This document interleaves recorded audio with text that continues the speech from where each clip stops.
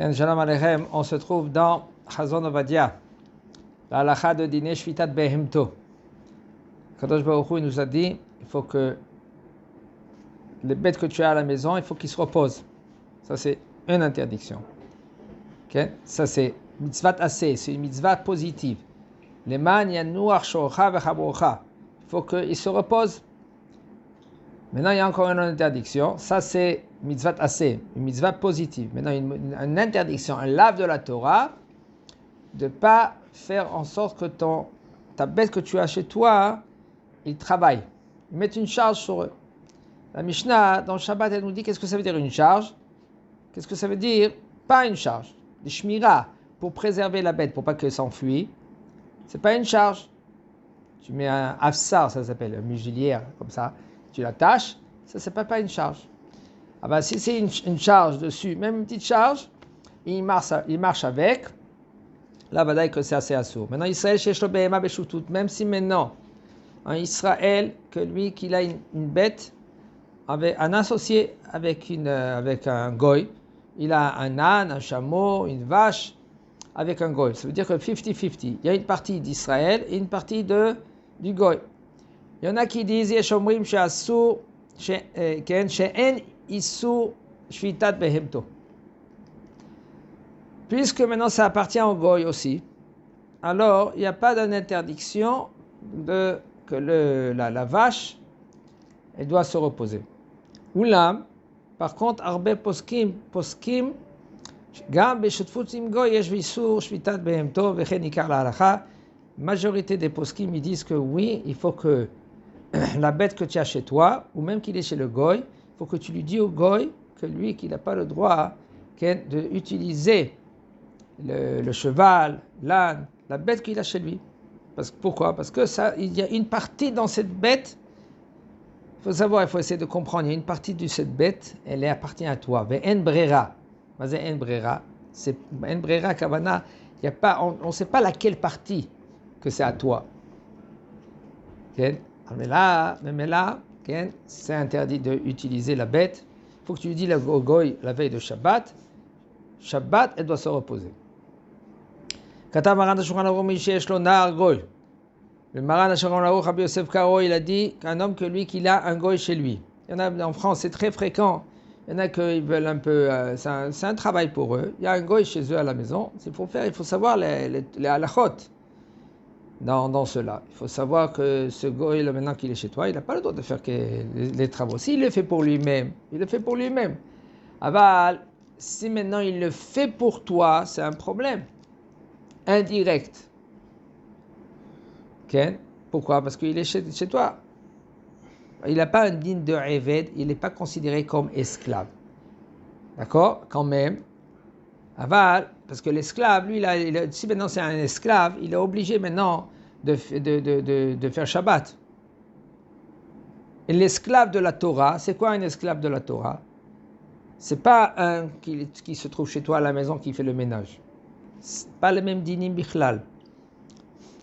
L'esclave de la Torah, c'est quelqu'un qui est non-juif, qu'on a trempé dans le mikvé, le shem avdut. De nos jours, on ne peut pas tremper quelqu'un dans le mikvé pour être esclave. Il n'y a pas d'esclave. Pourquoi? Parce qu'il y a dit dans les Machutadina, le monde entier, ils ont interdit les esclaves, mais là, on n'a pas le droit de tremper un non-juif pour être Eved. Alors, il n'y a pas le digne de Eved de nos jours. Il y a une chifra, c'est une servante qui est chez toi à la maison, ou un qui travaille chez toi à la maison, il est non-juif, et il a le digne d'un servant. Il peut allumer dans sa chambre, il fait qu'est-ce qu'il veut, pour lui-même. D'accord? Mais c'est pas le goy, le Eved, que la Torah elle a parlé, que lui il est Eved. Vous savez que le Eved, lui, il est chayav de tous les mitzvot lota, c'est comme une femme. Le Eved que la Torah elle a parlé. Avant celui-là qu'il est chez lui à la maison, chez le juif, s'il fait bécheket, il veut écouter maintenant sa musique, il est dans sa chambre avec des écouteurs, il fait qu'est-ce qu'il veut. Tu n'as pas le droit de l'empêcher. Pourquoi? Parce qu'il fait betsina. Alors ici, on parle maintenant d'un goy. que lui qui est chez quelqu'un à la maison, maintenant lui il veut prendre le cheval. Il l'emmène maintenant avec lui. Okay? Il est sur le cheval pour l'emmener maintenant qu'il boit de l'eau. Pas besoin de l'empêcher. On verra maintenant, il faut savoir que le goy en lui-même, il faut savoir en premier l'interdiction de monter sur le cheval.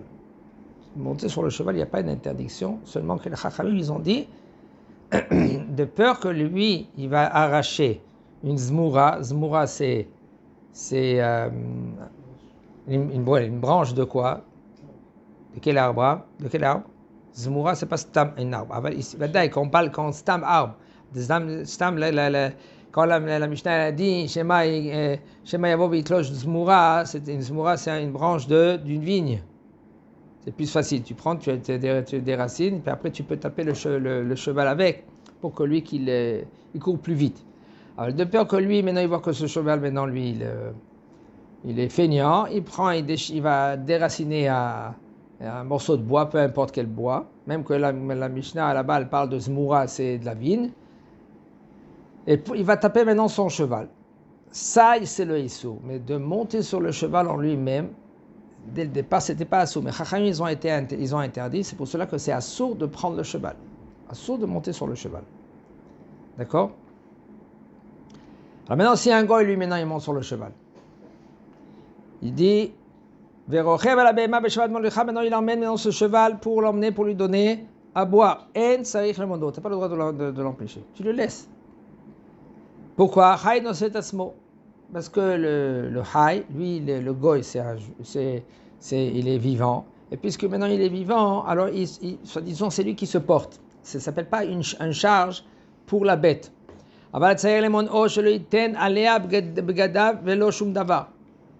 Il faut empêcher que lui qui ne va pas mettre une charge, ou ses habits par exemple, il met ses habits, il met sur le cheval, et après, tu n'as pas le droit.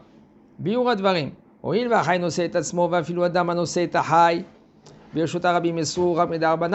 Puisque maintenant un homme que lui qui prend quelqu'un sur les épaules, c'est pas assourd, c'est de la Torah, c'est pas assourd. Même qu'il n'y a pas de hirouv, on parle ici maintenant, même qu'il n'y a pas de hirouv. Okay? S'il y a du hirouv, il y a le hirouv, il n'y a aucun problème.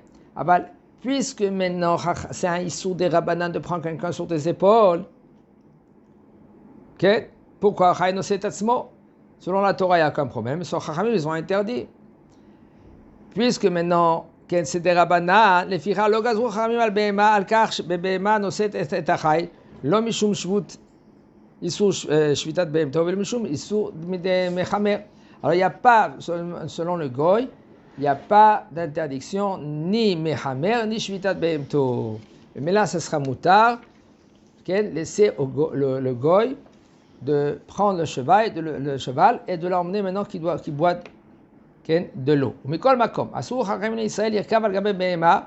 par contre, Chachamim, ils ont interdit qu'un Israël, il prend son cheval et Gzera Shema Yartor Zmoura, comme on a dit tout à l'heure, c'est une Gzera de peur que lui qui va déraciner quelque chose, il va couper un morceau de bois, qu'il est déjà pris. On ne parle pas maintenant que c'est un morceau de bois. Stam, Chachamim, ils savent, de peur que lui qui va déraciner un bois, il va taper son cheval. C'est pour cela c'est assourd son âne. C'est pour cela c'est assourd même de nos jours de prendre. Il faut savoir, on n'a pas le droit d'annuler Xerat Chachamim. Xerat Chachamim, ils ont interdit. Ça fait 2000 ans en arrière. La Xera, elle est encore là. Seulement, il y a des Xerot, ça dépend quoi. Chachamim, eux, ils nous disent. Parce qu'eux, ils savent exactement de quoi il s'agit. Okay? Quand est-ce que ce sera moutar, quand est-ce que ce sera assourd. Comme il y en a aujourd'hui une grosse discussion, est-ce qu'on peut laver la veille de Shabbat? Vendredi. Takanat Ezra. Ezra, lui, il a dit, pourquoi c'est assourd de laver le linge Shabbat? Allez, qu'il la veille de Shabbat, pourquoi? Parce qu'il faut que lui il est disponible pour préparer le Shabbat. Alors vendredi, on n'a pas le droit. Quand est-ce que tu vas lever le linge? Tu vas laver le linge le jeudi. Il y a de nos jours, le Rav Ovadia, lui, il a beaucoup d'études dans cela. Si c'est un soldat ou c'est un bachour yeshiva, que lui qu'il est obligé maintenant de Motsai Shabbat, d'avoir du linge déjà prêt. Alors il y en a qui, alors, d'après le Rav, tu peux mettre la lessive, même que maintenant pendant Shabbat, la machine elle continue à travailler. Même la machine elle continue à travailler, c'est moutar. Et après Motsai Shabbat, tu le mets dans le sèche-linge. Là, ça sera moutar. Ou il y a des machines qui font tout. Okay?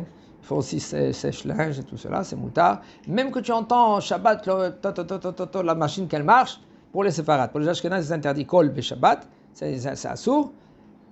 Nous, les séfarades, c'est moutar. 10 minutes avant que Shabbat qui rentre, tu mets la lessive, et puis après, ça va sécher de lui-même. Ou Motsai Shabbat, tu le prends, tu mets dans le sèche-linge, ça sera moutar. Ça, pourquoi? Parce qu'il n'y a pas le choix pour un chayal ou un soldat.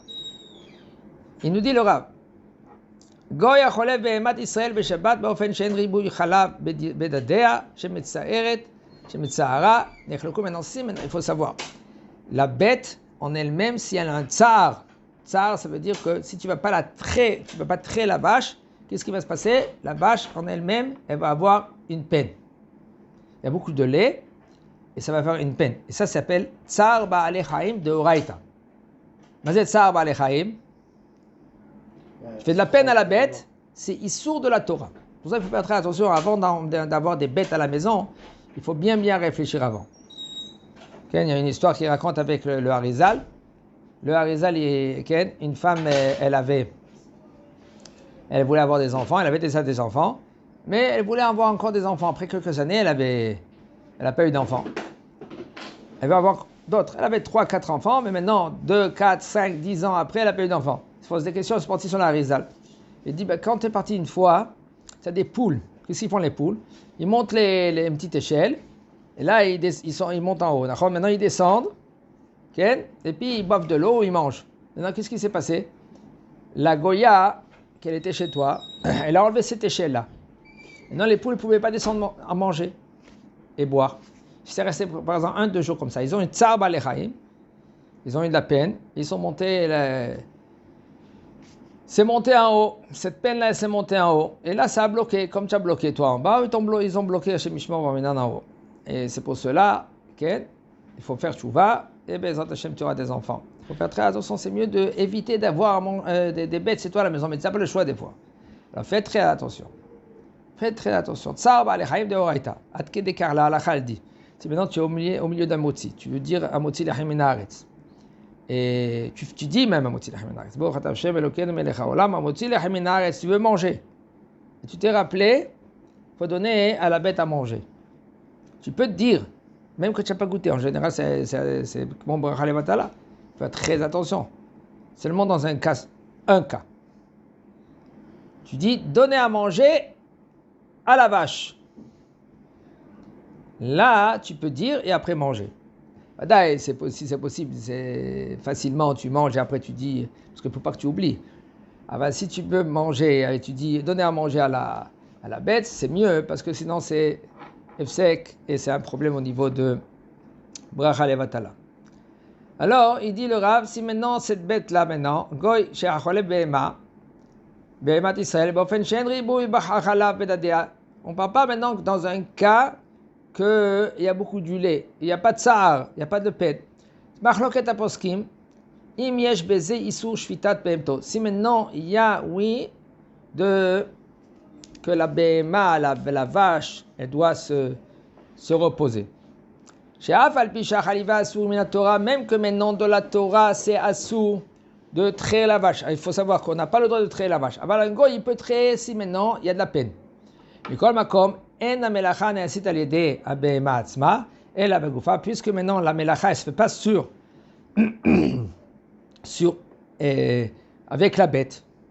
Et rien que tu prends et tu traies la vache. Puisque tu traies la vache, ça s'appelle pas maintenant shvitat behemto, mais là il n'y a pas de shvita. Chazak Baruch.